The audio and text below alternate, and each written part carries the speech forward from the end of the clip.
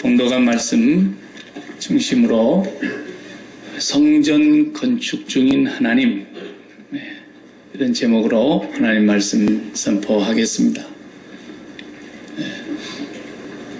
성전 건축 중인 하나님. 처음 들어본 얘기죠. 우리 성도들이 성전 건축한다는 말을 많이 해봤어도, 어느 교회에 성전 건축한다더라 그런 말씀은 많이 했어도 하나님이 성전 건축 중이라더라 이런 얘기는 별로 거의 들어본 적이 없는 거죠. 그만큼 그리고 우리가 성경과 거리가 먼 삶을, 성경과 거리가 먼 생각들을 하고 있었다는 것입니다. 그걸 우리가 단적으로 말해주고 있는 거예요. 지금으로부터 한 11년 전에 브라이언 캐스키라는 청년하고 조셉 게스비라고 하는 청년이 둘이가 미국에서 그래도 전 세계에서 알아주는 미술대학 디자인학과를 로드 아일랜드 디자인 스쿨을 같이 다니게 됐습니다. 그래서 둘이 동창생이었는데 브라이언 캐스키는 졸업하자마자 LA에서 직장을 잡아가지고 열심히 일을 했어요. 그리고 이제 조셉 게스비는 공부를 더 하고 싶어서 대학원을 진학을 했어요. 그래서 비즈니스 분야에 더 공부를 좀 많이 해서 MBA를 이렇게 하고 그렇게 했던 거죠. 그런데 어느 날 브라이언 캐스키가 이제 LA에서 직장 생활을 하고 있는데 이 게스비라는 공부한 친구가 샌프란시스코로 와서 나하고 같이 사업 한번 해보자 이런 제안을 한 것입니다. 자기도 지금 백수로 있으면서 아무 대안이 없는데 공연히 직장생활하고 있는 친구를 LA에서 부른 거예요. 그러니까 또 동창생 좋으니까 둘이 흉마고 같이 친하니까 그 말을 듣고 샌프란시스코로 덜컥 내려왔어요. 그런데 집도 없이 렌트 하나 얻어가지고 사는 겁니다. 이제 직장을 잡아야 되는데 돈 벌 길이 막막하잖아요. 어떻게 돈을 좀 벌어볼까 궁리를 하고 있는데 마침 자기가 전공한 미술 분야에 미국 전체에 그때 2008년도인데 미국 전체에 그 미술계의 디자인 단체가 있어요. 협회가. 그 협회가 1년에 한 번씩 큰 대회를 여는데 그게 샌프란시스코에서 자기가 사는 곳에서 여는 거예요. 그러니까 자기도 전공한 분야니까 관심이 있었는데 거기가 워낙에 큰 행사다 보니까 전 미국에서 다 모여드니까 호텔이 부족한 거예요. 숙소가 없어요. 미리미리 다 그 지역에 예약을 해버리고 났더니 나중에는 숙소가 없다 보니까 사람들이 당황했죠. 그것을 알아차린 이 브라이언 캐스키가 자기 친구 조셉 게스비하고 의논을 하기를, 야, 우리가 니하고 방을 한 방 쓰고 방 하나 비워가지고 저 거실하고 다 비워가지고 저기다가 사람을 재우자. 그래서 돈을 좀 벌어보자. 소위 그런 생각을 한 거예요. 그래서 사리싼 데 가서 에어베드 있잖아요. 바람 넣어서 불 풀어오르는 침대 베드 3개를 사다가 방에다가 깔고 그리고 밥도 해줍니다. 이렇게 하면서 웹사이트를 만들어가지고 올렸어요. 그랬더니 그냥 얼마나 많은 사람들이 너도 나도 거기 들어오겠다고. 호텔이 지금 없으니까. 그것이 바로 우리가 아는 에어비앤비라는 전 세계에서 호텔 1위. 힐튼도 제끼고 메리어트 호텔도 제끼고 뭐 다 호텔이 다 이제는 에어비앤비 밑으로 들어왔어요. 그러니까 에어 Bed and Breakfast. 그걸 줄여서 airbnb.com. 그렇게 이제 인터넷에 치면은 전 세계에 호텔이 나옵니다. 대단하죠? 이 두 청년의 머릿속에서 그것이 책상이 떠올랐던 거예요. 그래서 이제 지금은 3사람의 사장이 있지만은 그때 처음에 시작할 때는 2사람이 그렇게 했던 거예요. 그래서 전 세계 누구든지 방이 놀고 있는 사람들은 다 우리 사이트에 회원 가입하시오. 그리고 방에 그 비어있는 방 빌려주시오. 그러면은 그 방에서 누구든지 와서 자고 갈 수 있도록. 이렇게 연결이 되고 나니까 그 회사 차린 지 8년 만에 전 세계 호텔 왕이 된 거예요. 예. 힐튼이 통계를 보니까 2016년, 3년 전이죠. 3년 전까지 보니까 힐튼의 1년 매출보다 에어비앤비 매출이 넘었었어요. 예. 메리어트 호텔도 아예 거기 미치지 못해요. 이 두 청년이 자산이 얼마나 되는가 봤더니 한 20억 달러 정도 되는 것 같아요. 자기들이 남의 방 가지고. 전 세계 191개 국가가 지금 가입해 있고 지사를 가지고 있고 방은 보니까 한 3만 4천 개 정도의 도시에다가 200만 개의 방을 마련해 놨어요. 빈집 다 내놓는 거예요. 애들 다 나가고 이제 방 텅텅 비어있는 거 부부 하나 쓰고 아래층 내놓은 사람도 있고, 집 두 채인 사람들은 그냥 골치 아파서 렌트업자가 와가지고 이래라 저래라 하는 거 신경 나니까 아예 그냥 에어비앤비에다 올려놓고 자기들이 원하는 날짜에 예약만 하면 들어와서 언제든지 자고 나갈 수 있도록. 191개 국가에 3만 4천 개의 도시를 확보하고 200만 명이 넘는 방들을 딱 잡아놨으니까 그보다 큰 호텔 회사 있나요? 자기는 건축 하나도 안 하고. 근데 더 놀라운 것은 이 두 청년이 자기 집이 몇 년 전까지만 해도 자기 집이 없었다. 홈리스트라는 홈리스. 자기 집이 없어. 근데 왜 돈이 없어서 없는 게 아니라 검소하게 살려고 없는 게 아니라 사장 이 두 청년이 우리도 직접 서양 속담대로 개밥도 먹어보자 그런 말 있잖아요. 그것을 체험해보기 위해서 자기가 손님이 돼서 빈방에 들어가 자보고 동창생 방에 들어가 자보고 친구 집에 들어가 자보고 아무도 모르는 처음 본 사람 집에 가서도 자보고 잠만 자는데 뭐 조그만 사무실 하나만 있으면 되는데 그래서 집을 갖지 않는 홈리스로 전 세계 호텔 왕이 됐다는 것을 여러분 한번 상상해 보세요. 대단한 아이디어예요. 근데 더 놀라운 건요. 온 우주 가운데 하늘과 땅과 온 우주에 속한 모든 것들이 그분이 없이는 지음받은 것이 하나도 없는 전능하신 하나님께서도 땅에서는 홈리스예요. 집이 없어요. 여우도 굴이 있고 공중에 나는 새도 깃들일 곳이 있는데 인자는 머리 둘 곳이 없다 그랬어요. 주님은 이 땅에서 집을 갖고 있질 않았어요. 그러니까 주님 앞에 가서 괜히 투덜투덜 대고 그러지 말아요. 집 있으면서. 집 있는 사람은 할 말이 없는 거예요. 너희들은 땅에도 집이 있고 위에도 집을 달라 그러면서 뭐 이렇게 욕심이 많냐 그럴 거 아니겠어요. 주님은 이 땅에서도 집을 갖지 않으셨다. 나는 머리 둘 곳이 없다. 주님이 집 마련 못해서 안 하셨겠어요? 가질 필요가 없었던 거죠. 오히려 하나님께서는 이 세상에 홈리스로 사시는데 누가 그 하나님 집을 지어주겠다고 오늘 대담하게 얘기를 하느냐면 이 다윗이라는 친구가 왕이 어느 날 자기가 이제 백향목으로 지은 궁궐에 전쟁도 다 끝나고 자기를 죽이려고 잡으러 쫓아다녔던 사울왕도 죽고 이제는 나라가 평안하고 온 주변 국가가 다윗 앞에 다 고개를 숙이고 조공을 바치고 얼마나 평안하게 살기 좋아졌는데 백향목으로 지은 궁궐에 다 앉아서 왕 노릇을 하다 보니까 하나님의 집이 없어. 그래서 나단 선지자를 불러다 놓고 선지자님, 제가 이렇게 궁궐에서 사는데 아버지의 궤를 모실 집이 없지 않습니까? 이런 얘기를 하니까 나단 선지자도 두통중 반가운 소리예요. 다윗이 하나님을 경외하는 걸 알고 있고 또 하나님이 다윗을 사랑한다는 것도 알고 있고 다윗 왕이 이렇게 뜻깊은 생각을 했으니까 하나님도 좋아하시겠다 생각을 해서 왕께서 그런 생각이 드시면 아버지 집 하나 지으시라고 이랬단 말이에요.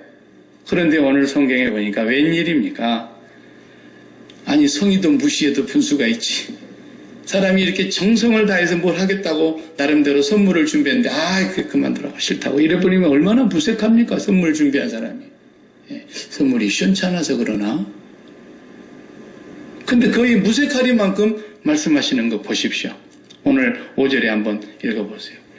나단 선지자에게 하나님께서 뭐라 그랬어요? 가서 내 종 다윗에게 말하기를 여호와께서 이와 같이 말씀하시되 네가 나를 위하여 내가 살 집을 건축하겠느냐? 그랬어요. 네가 나를 위해서 집 짓는다고? 그러대요. 그러면서 또 하나님께서 그만 하시지 또 한마디 더 하시네요. 내가 지금까지 언제 집에서 구한 적이 있냐?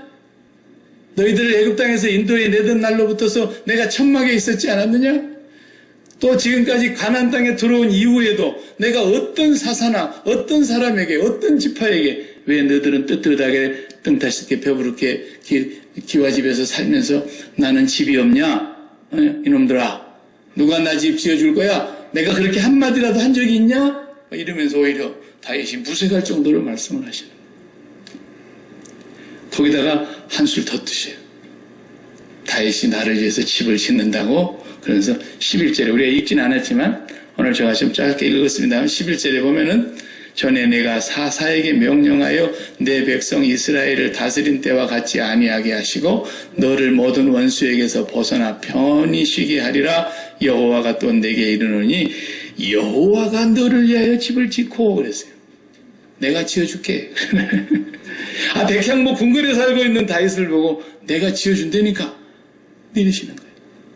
그러니까 이 집은 분명히 궁궐 같은 집도 아니고 오늘날 우리가 성전 건축합시다 하는 그런 예배당도 아니고 하나님께서 다윗을 위해서 성전을 지어주시겠다고 하신 약속의 말씀입니다. 얼마나 놀라운 복음의 소식인지 다윗이 이 얘기를 듣고 나서 너무 감격해가지고 마지막 절에 그냥 하나님 앞에 한마디 했어요. 마지막 절만 한번 읽어봅시다. 이제 청하건대 종의 집에 복을 주사 주의 앞에 영원히 있게 하옵소서. 주 여호와께서 말씀하셨사오니 주의 종의 집이 영원히 복을 받게 하옵소서 하니라. 하나님이 집 지어준다 그러니까 궁궐도 아니다라는 얘기예요. 궁궐에서 천년의 낙을 누리는 것보다 내 아버지 집에 문지기로 있는 것이 좋사오니. 그런 고백하잖아요. 아버지가 다윗에게 집을 지어준다는 이 집은 임금님이 사는 궁궐도 아니고 비싼 별 6개나 되는 그런 호텔도 아니고 홈리스로 사시는 아버지가 다윗에게 영원히 집을 지어주겠다. 그러니까 다윗이 그냥 너무 감격해서 종이 영원히 주님과 함께 있게 해주십시오. 주의 종에게 이 복을 주십시오. 오히려 그러고 말아버렸어요.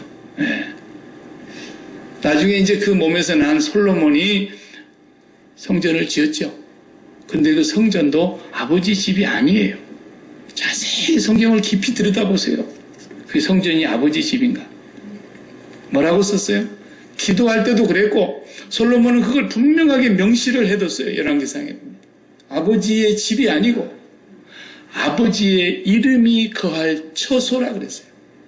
아버지의 이름이 거할 처소.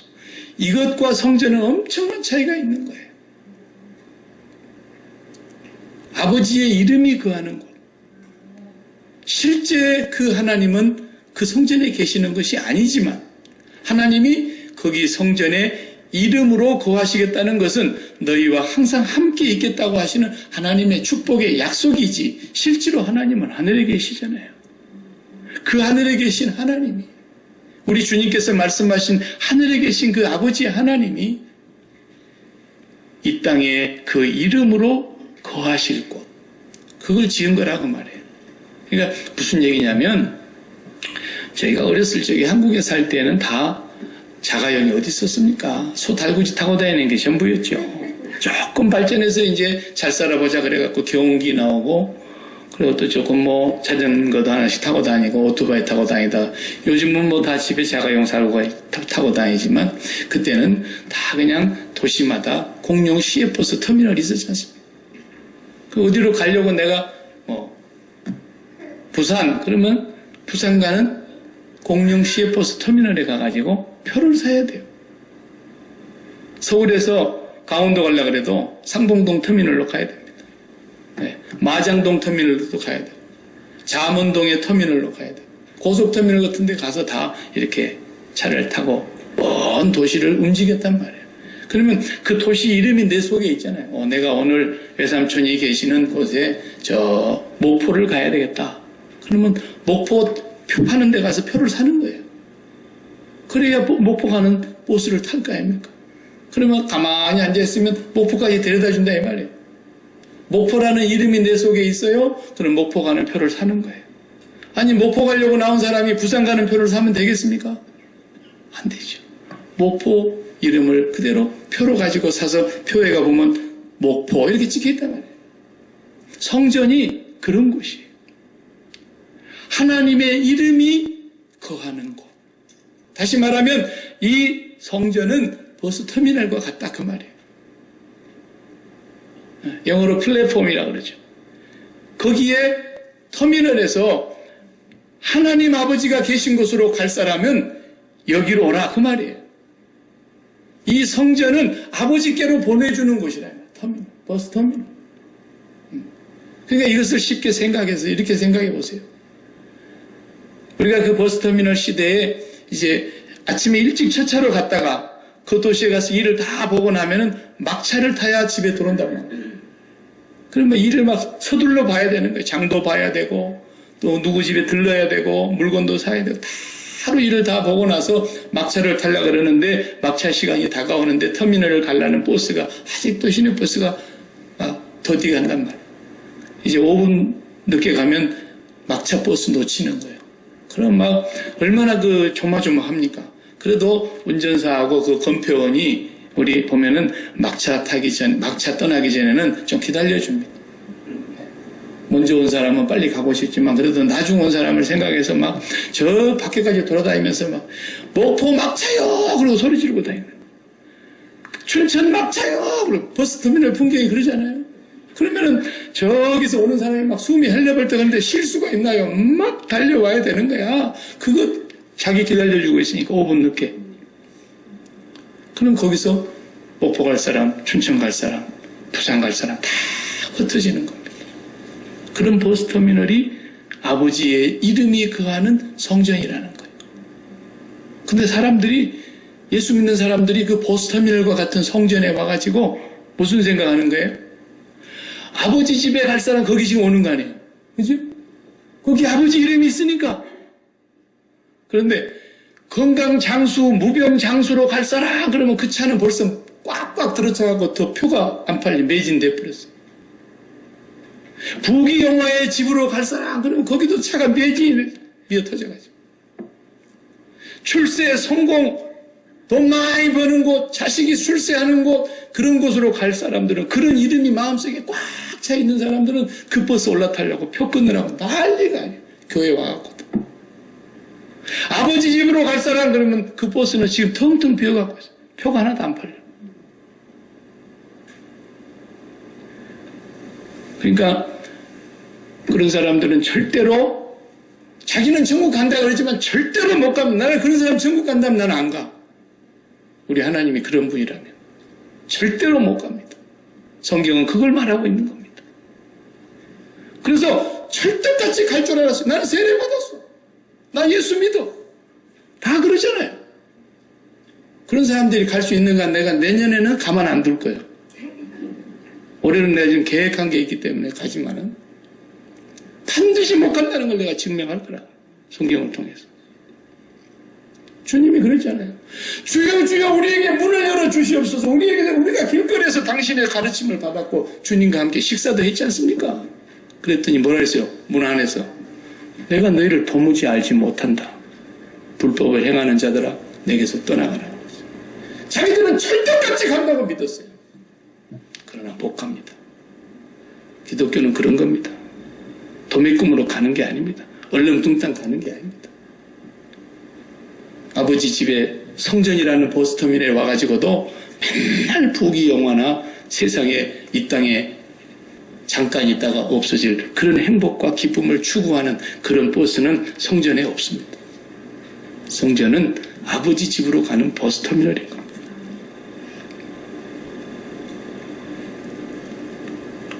그러니까 다윗이 짓는 집이나 짓겠다는 집이나 솔로몬 왕이 지었던 그 집도 아버지 집은 아니에요.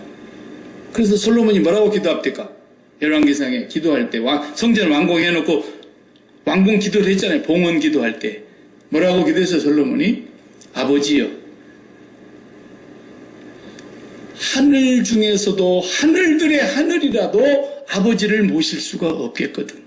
없을 텐데 하물며 이 종이 지은 이 나무로 지은 집에 감히 아버지를 내가 어떻게 모시겠습니까? 그랬어요. 맞는 말이죠. 아버지의 이름이 거하는 곳일 뿐이에요. 그래서 이 아버지의 이름을 마음에 담는 곳이 성전이라고 그랬어요. 그것이 예수 그리스도 이후에 십자가 사건 이후에는 우리의 몸을 성전으로 만드셨잖아요. 성령을 보내셔서. 그래서 우리 마음의 심령이 성전인데 이 성전에 아버지의 이름을 담는 사람, 아버지의 이름을 담는 사람만 아버지께로 가고 싶은 사람인 거예요. 네. 마음에 맨날 돈 담고 건강 장수, 무병 장수, 개똥밭에 굴러도 이 세상이 좋다고 그냥 이 세상의 것을 마음에 담고 그렇게 성전을 마음으로 더럽히는 사람들은 하나님이 그 성전을 어떻게 한다 했어요? 멸하시리라 그랬잖아요. 멸해버리는 거예요, 하나님. 어디다가 천국을 간다 그래요? 누가 그렇게 가르쳤어요? 성경 어느 곳에 그런 것이 있어요? 나 예수 믿는다니까요. 아까 그 사람들도 다 그랬다니까요. 예수 믿는다. 주여 우리를 알지 못합니까? 우리가 주님의 가르침을 분명히 받았고 주님과 함께 식사도 했는데요. 누가복음에 글이 나오지 않습니까? 천만의 말씀입니다. 그래서 우리에게 분명히 말씀하신 것은 우리 마음에 뭐가 이름으로 남아있느냐, 그것이 우리의 믿음을 스스로 증거하는 거예요. 내 마음에 남아있는 이름. 그래서 내 마음에 남아있는 이름이 건강이다. 그러면요, 목사의 설교가 안 들어와요. 왜냐하면 내가 지금 건강이 무너졌거든. 근데 목사의 설교보다도 너무 잘 들어오는 메시지가 있는데 그건 뭐예요? 이렇게 하면 낫는다더라. 이렇게 하면 건강하다더라. 이런 설교는 그냥 귀에 쏙쏙 못이 박히고 순종을 안 하는 사람을 내가 못 봤어요.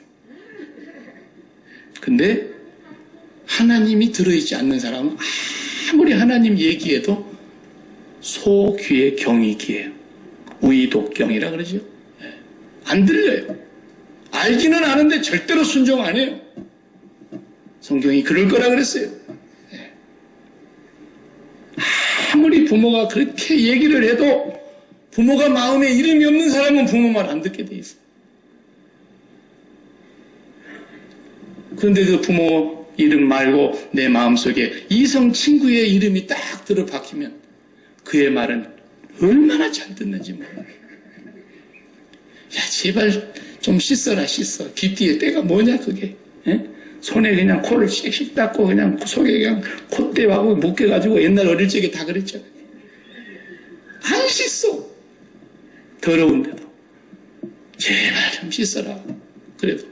그래도요, 그 부모 말을 그렇게 안 듣던 애가요, 학교 다니면서 여학생 하나가 마음에 쏙 들어오면요, 부모님 화장품 다 동납니다. 깨끗이 닦고 다녀요. 2번, 3번 옷이 조금만 더러워도 안 입으려고 그래요. 마음에 뭐가 들어있느냐가 이렇게 결정적인 거예요. 신앙생활은 절대로 밖으로 보이는 것이 아니에요. 네 마음에 누가 들어있느냐라는 거예요. 그것이 네 믿음의 대상이고 그것이 들어있기 때문에 너는 행복하고 만족하고 기쁠 것이라고 생각하는 그 대상이 바로 네가 믿는 하나님이다. 그렇기 때문에 하나님과 돈은 겸하여 섬길 수가 없는 거야. 이렇게 말했던 거예요. 우리는 분명히 알아야 됩니다. 이제 우리 교회 성도들 가운데 그런 오류를 범하는 사람은 저는 없으리라고 생각해요.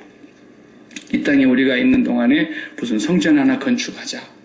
그래서 성전 건축하는 것이 마치 우리의 인생에 있어서 너무나 중요한 소망이고 행복이고 사명인 것처럼 그렇게 생각하지만 그렇지 않습니다. 네. 없는 것보다는 낫습니다. 그저 남에게 좀 서러운 소리 안 듣고 김치 냄새, 된장국 냄새 풀풀 나는 거 끓여서 맘 놓고 먹고 싶으니까 내 예배당 하나 갖고 싶은 거지. 그런 것처럼 안 하고 예배만 싹 드리고 빠져나가고 차 한잔 마시고 비스켓 하나 먹고 나가고 그러려면 예배당 빌렸어도 아무 문제 없어요. 그건 성전이 아니기 때문에. 수천억씩 돈을 들여서 성전 지은 사람들이 지금 유럽에서부터서 기독교 2000년 역사에 교회를 다 말아먹은 사람들이 그 사람들입니다. 조그만 예배당 지어갖고 예배드리던 사람들이 교회 말아먹던가요? 아니에요. 나는 밴쿠버에서 10여 년을 목회하면서도 남의 미국 캐나디언들 예배당 빌려서 렌트해서 예배드리는 사람들은 열심히 예배드리고 뜨겁게 선교하고 그런 건 봤어도 자기 예배당 번지르하게 짓고 있는 사람들은 전부 다 싸웁니다. 안 싸우는 교회가 없어요. 목사가 보낼 날이 없어. 사활이 멀다고 쫓겨나가. 네, 그렇더라. 정말입니다. 시애틀도 뭐 얘기할 거 없잖아요. 우리가 다 알잖아요. 어디나 똑같아요. 엉뚱한 성전을 붙들고 이것이 성전인 줄 알고 그러고 있는 사람들은 다 망할 거예요. 나중에 두고 보세요. 주님, 내가 이민생활하면서 허리가 휘청하는데 허리가 부러지도록 돈 벌어가지고 알토란 같은 내 돈을 헌금해서 지은 성전입니다. 나는 몰라. 주님은 반드시 그럴 거예요. 그걸 성전이라고 지었어? 2000년 역사에 그런 성전이 있었어요? 사도 바울이 복음 전하고 다니면서 이 많은 13개의 서신을 썼는데 거기에 나오는 교회들이 그 성전입니까? 그런 건물입니까?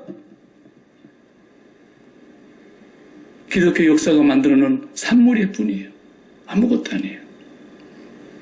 하나님은 그런 사람들 보고 성전 건축했다 그렇게 말씀하시지 않았어요. 다윗이 성전 건축한다 그러니까 웃기고 있네. 가상하긴 하죠. 이쁘죠.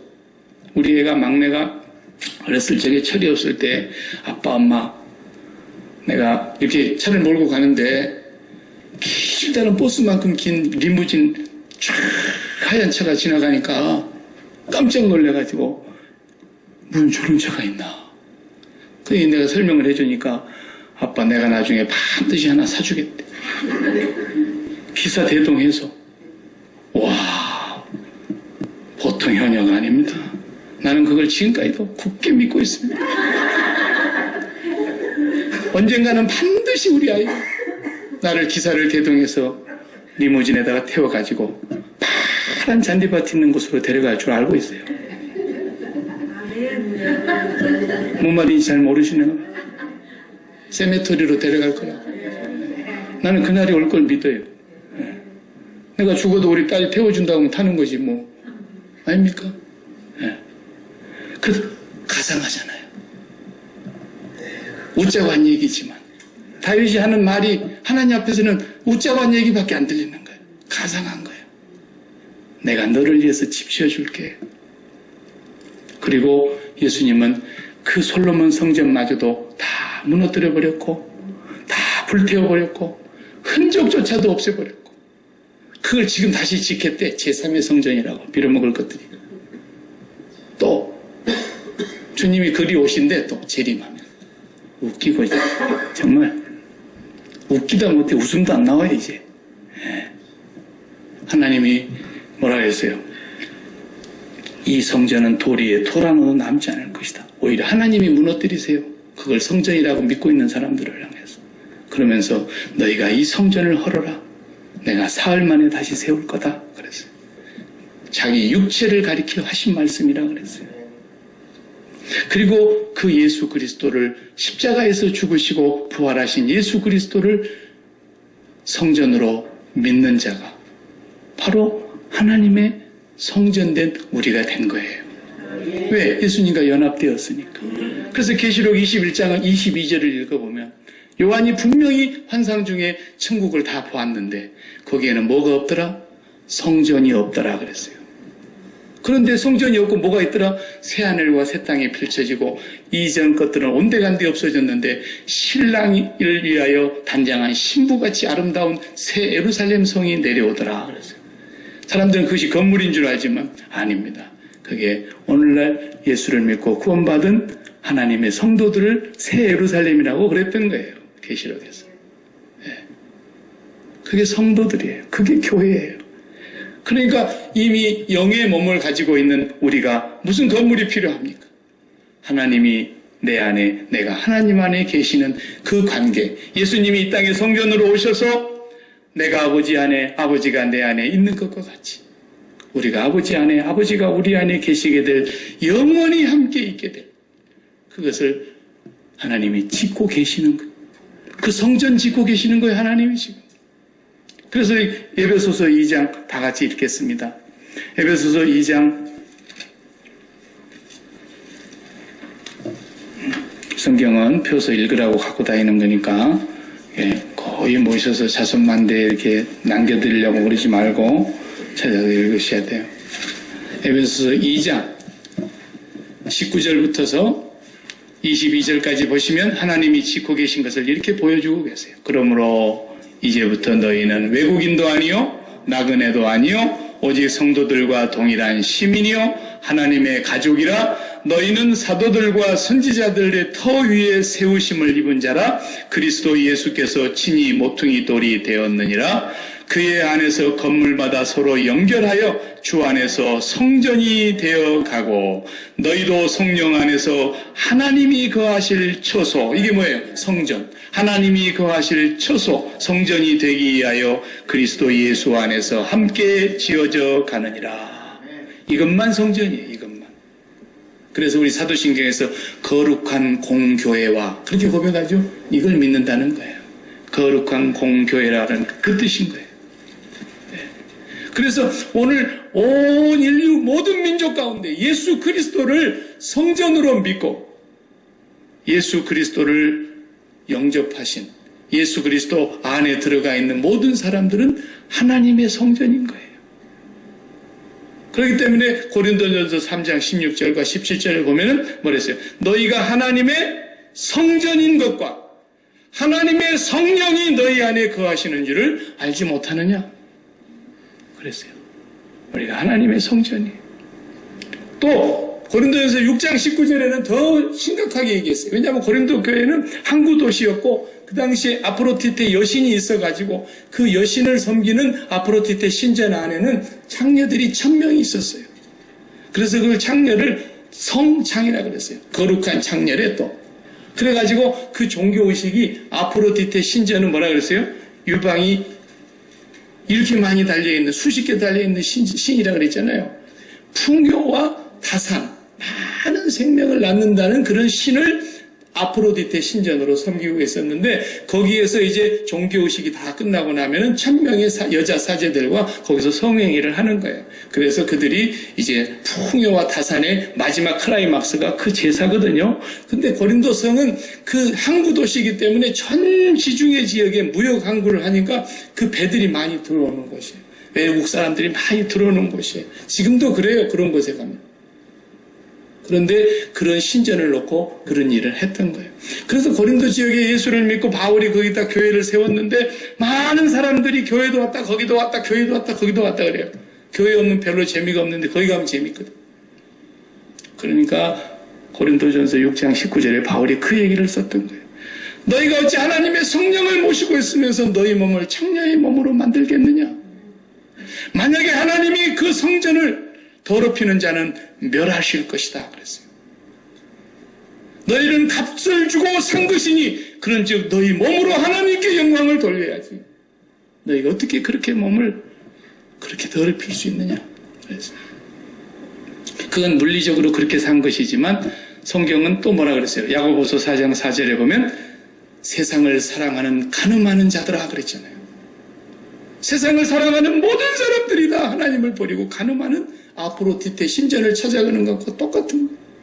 아버지 집으로 갈 사람 하면서 막차 버스를 사람을 불러대는 그 운전기사의 목소리를 아랑곳하지 않고 건강 장수 부귀영화 자식의 출세로 갈 사람 그러면은 교회가 미어터지고, 그런 일 한다 그러면 헌금도 많이 내고, 그런 일에 복받는다 그러면 성전 건축한다고 막 사람이 호주머니를 호려가지고 예배당 짓게 만들고 그러잖아요. 그러나 주님 앞에 가면 그건 아무것도 없어요. 분명히 말하고 있어요. 그것만 찾고 제가 마치겠어요. 고린도전서 3장 다 같이 찾아보세요.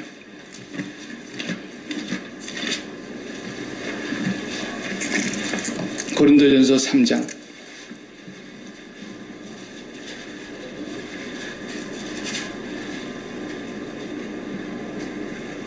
10절부터서 읽고 제가 잠깐 설명하고 마치겠습니다. 내게 주신 하나님의 은혜를 따라 내가 지혜로운 건축자와 같이 터를 닦아두매. 바울은 건축자라 그랬어요. 하나님이 성전을 건축하고 계시는데 바울을 현장 감독으로 세운 건축자라 이 말이에요. 그래서 그분이 터를 닦아두었는데 다른 이가 그 위에 세우나 그러나 각각 어떻게 세울까 조심해야 된다 그랬어요. 바울은 지금 하나님의 성전을 세우는 성전 건축가인데 어떻게 세울 것인가를 조심해야 된다고 목회자들에게 경고하고 있는 거예요. 왜? 고린도 교회가 싸움이 났거든.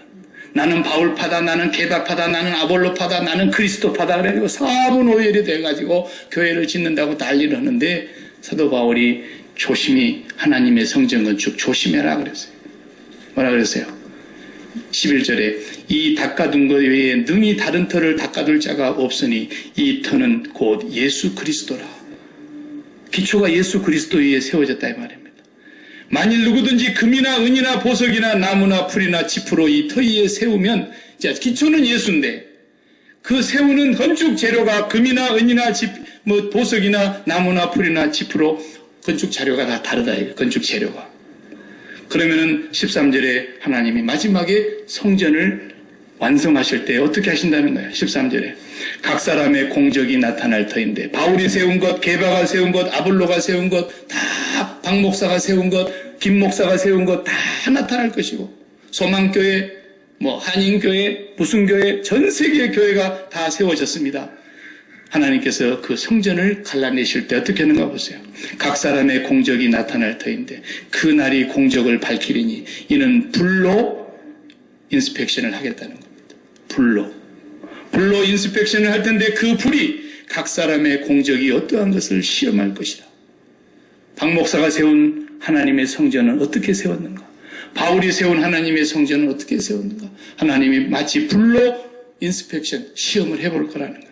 그런데 15절에 누구든지 그 재료가 다 불타버리면 해를 받으리니, 그래서 그 재료가 땅의 것으로 세웠으면 땅의 성전, 이 땅에 있는 것들로 내 마음의 소원을 삼고 이 땅을 사랑하며 육신의 정욕과 안목의 정욕과 이생의 자랑거리를 가지고 이 땅의 가슴에다가 품고 그것을 위해서 성전 건축을 하고 그것을 위해서 하나님께 예배한다 그러고 그것을 위해서 헌금한다 그러고 그것을 위해서 이 땅에서 좋은 일 한다 그러는 사람들 다 불탈 거라는 거예요.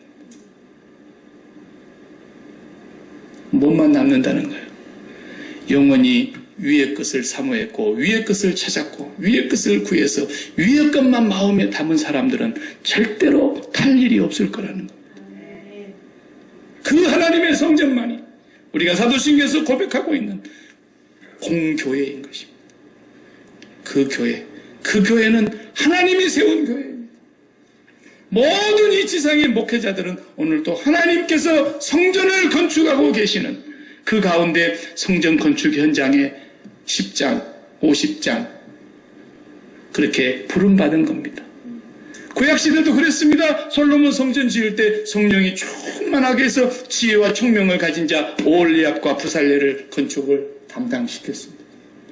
그래서 하나님이 지으라는 그 수치 하나도 어김없이 여호와께서 모세에게 명한 대로 그대로 했더라 그랬습니다. 오늘날도 하나님의 성전을 지금 하나님께서 건축 중에 계십니다. 그 성전을 건축하려고 이 땅의 성전을 허물어버리고 몸인 성전이신 예수 그리스도가 오신 것입니다. 너희가 이 성전을 헐어라 내가 사흘 만에 다시 세울 거다. 그 말기가 무슨 말인지 못 알아들었던 사람들은 이 성전을 46년 동안 헤롯 대왕 때 세웠는데 네가 3일 만에 세운다고 말기를 못 알아들었어. 여전히 그 사람들은 땅의 성전을 얘기하고 있었던 것입니다. 그러나 예수님의 몸이 성전입니다. 그 몸과 연합한 자만 하나님의 성전입니다. 그 자들이 오늘 예수님의 몸과 피를 먹는 겁니다. 그걸 구별하지 못하고 먹는 자는 100번 1000번 먹고 마셔도 자기의 죄를 먹고 마시는 것이 될 거라고 했어요. 그래서 함부로 성찬을 대하지 못하도록 바울에게 경고를 했던 것입니다. 성찬을 함부로 먹다가 죽은 사람들이 많이 있었다고 성경이 기록하고 있지 않습니까? 하나님의 성전 지금도 아버지께서 지어져 가고 계십니다. 누가 그 성전이냐? 이 마음에 그 하나님의 이름을 담는 자만 성전입니다. 그래서 우리 마음속에 하나님의 다른 것을 담을 때마다 우리가 십자가에서 날마다 죽어야 하기 때문에 십자가 생활하라는 것을 바울이 얘기했던 것입니다. 날마다 죽어야 된다. 그래도 십자가를 건성으로 믿을래요? 십자가를 교리로 믿을래요? 나는 구원받았다고 그렇게 그냥 큰소리 칠래요? 날마다 예수 그리스도와 함께 세상에 대하여 죄에 대하여 죽고 날마다 예수 그리스도와 함께 그의 살과 피를 양식으로 삼으며 나는 이 땅에 대해서는 죽은 자입니다. 하나님께 대하여 산 자입니다. 이 사람은 오늘 또 예수와 함께 지어져 가고 있는 사람입니다. 성령 안에서 하나님이 거하실 처소가 되기 위하여 유대인이든 이방인이든 온 열방 가운데 하나님의 공교회가 지어지고 있고 이것이 완성되는 날 하늘로부터 새 예루살렘 성 마치 신부가 신랑을 위하여 단장한 것 같은 그 아름다운 하나님의 거하실 성소들이 예수 그리스도와 함께 만나게 되는 것입니다. 아멘. 기도하십시오. 하나님 감사합니다. 오늘도 이 땅에 성전을 건축 중이신 아버지 하나님을 저희들이 날마다 바라보며 하나님의 성전의 벽돌과 같은 재료가 되기 위하여 하나님을 모실 거룩한 처소가 되기 위하여 우리의 심령의 성전을 예수의 보혈로 깨끗이 씻고 그 속에 더 세상에 더러운 것을 담지 아니하고 오직 하나님의 이름 한 분만을 담기 위하여 오늘도 주님의 십자가 보혈의 공로를 붙들고 살아가는 저희들 되게 하여 주옵소서. 예수님의 이름으로 기도하옵나이다. 아멘.